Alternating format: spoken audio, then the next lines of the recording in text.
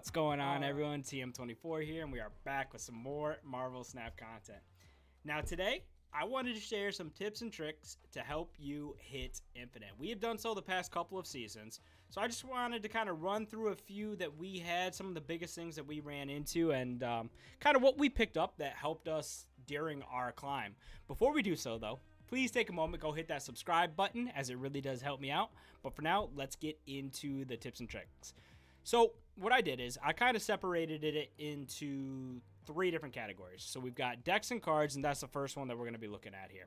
So first up, very simple. I've got Know Your Cards. Now this may seem a little bit silly, but let's take a look at Sarah Zabu real quickly, right? We all know what these cards do. You can take a look at them and you can see their ability. Now, some of them, let's just take Brood for example, have other things attached to them. So these broodlings don't have any ability. So knowing that can actually give you advantage. Maybe you play it on top of DC to get the buff on those broodlings. Absorbing Man, we know he's great. He copies on reveals. He's typically seen copying, maybe he's copying Surfer or Shang-Chi. But you know what else he can copy? He can copy Wolfsbane. Or he can copy Brood. So knowing your cards and knowing what you've got in front of you and what they can do can definitely help you win games. So definitely know your cards and what they've got. Next up, know your optimal playlines. We'll take another look at a deck here. Let's take a look at Shuri Zero, right? We all know this deck. It's been terrorizing the meta for a while now. And we know the optimal lines of play, right? Sunspot down if you can. Zabu, maybe you're getting Wong, Shuri, maybe you're getting Protection, but we know how to win these games, right? You're doubling up Red Skull or you're doubling up She-Hulk and you're copying them. So we know those optimal lines of play, and knowing those and the different variation that you have in this deck, for example, you can easily win a game simply going Wong, Black Panther, Zola. You've also got the opportunity to go, Shuri, Red Skull, Taskmaster, Shuri, Red Skull, Zola, Shuri, skip a turn, She-Hulk, Taskmaster. So knowing your optimal lines of play and being able to be flexible with those can definitely give you a leg up. Now in here I've got know your win conditions. Now this can differ a little bit from your optimal lines of play as super simple. We got an example right here, right? So looking at this deck, we know our optimal lines of play include playing Shuri and doubling something big. Those are our win conditions as well. But do we have any other win conditions in here? We certainly could, right? Maybe they're playing Wong and we drop our Cosmo on top of it. All of a sudden, we take away their ability to do what they needed to do. Maybe they're playing a destroy deck and we drop armor on top of it. All of a sudden, they can't destroy anything and they don't get those benefits. Maybe we're looking at a different deck. Maybe we're looking at Sarah Zabu, right? And we have Killmonger in here. All of a sudden, dropping Killmonger on turn 6 to take out a Thanos deck, or maybe we go Shang-Chi Absorbing Man turn 6. So knowing what cards can get you there and help you win the game, what cards can become your win conditions as the game unfolds. So definitely part of knowing your cards, knowing your optimal lines of play, but also knowing what cards can be a win condition on their own based on what you're seeing. Another one I've got in here is be careful changing decks too often. So typically during my climbs, I'll use 3 to 4 decks. I'll link the video here of my most recent decks that I used, but I would just be hesitant to change too often simply because that means you're not, most of the time, you're not able to get the most out of the decks that you are playing. So maybe you're not seeing that Absorbing Man can copy Brood, or seeing that Absorbing Man can copy Wolfsbane and getting you those wins because you just haven't played enough games. Now, knowing those things are great, but having this experience is different. So being able to play these games over and over and over and see the different ways that you can win with them definitely has some value to it. Now, I will say I do struggle with this one a little bit because I don't like the repetitive nature of playing the same deck over and over and over and over again. It's great while you're learning the deck and while you're trying to find those other ways to win, but let's be honest, you can get bored. So that's why I tend to use a couple different decks that I found that I've hopefully learned most of the optimal lines of play, most of the win conditions, and that way I can kind of flip between them because it's it's not fun playing the same deck over and over and over again. So just be careful. You don't want to be switching too often to decks you don't know, as it can be a lot tougher to win with those decks. Next one here I've got is make changes when needed. So this is in, reference to, maybe it's reference to changing the deck you're playing. Maybe you're running into a lot of, a lot of decks that counter what you're playing. Be prepared to shift away from that. Don't worry about it. There are other decks can get the job done, but don't be afraid of, switching what needs to be switched. Now this can also be brought to, the decks you are playing. There was a deck that I was recently running. It had, Sandman and Nimrod and a bunch of cards like that in there. And I was running Storm in there initially. I thought Storm's great. She's got synergy with Dr. Doom, with Odin. If I shut that lane down, only I can reach it. So after about 4 or 5 games, when I was actually able to get Storm down, I kept having this okay, Storm's down. What do I do now? And if I didn't have Dr. Doom and Odin, it just fell off. It didn't feel like a winning play. It didn't feel like a play that was helping me get closer to winning the game. So made a switch, and all of a sudden, I was having a little bit more success. So switching out some of the cards that you need to in order to have some success can definitely be a helpful way to kind of increase that win rate. Last but not least, use a deck you are comfortable with. Now, I've seen a ton of people have success with Cerebro decks, with Patriot-style decks, with Zoo decks. Now, I typically don't play too much of that, and maybe it's just my lack of experience, but I haven't had the greatest results.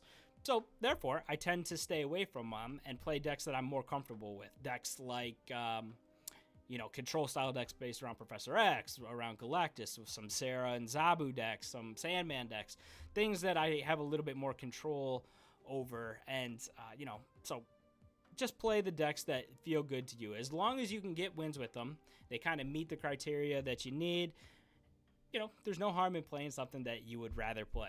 All right, so next up, we're going to be looking at the gameplay and kind of your opponents here. So I feel locations, of course, are huge in Marvel Snap. They can play a big part in the outcome of the game, so use those locations to your advantage. What that means is, if you've got the opportunity to take that location and kind of make it your own, just for example, let's pull up this Galactus deck. I was recently playing a game with this deck, and the location that fills that location with whatever cards you play there, I don't remember at the time, but I will link it here, popped up. Turn 3. I had Electro in my hand. I'm like, wouldn't it be crazy if I played Electro there and had +4 extra energy each turn? I also had Galactus in my hand. So I was like, you know what? Let's go for it. Let's do it. All of a sudden, I've dropped Electro. I've played Galactus. I have +4 power each turn.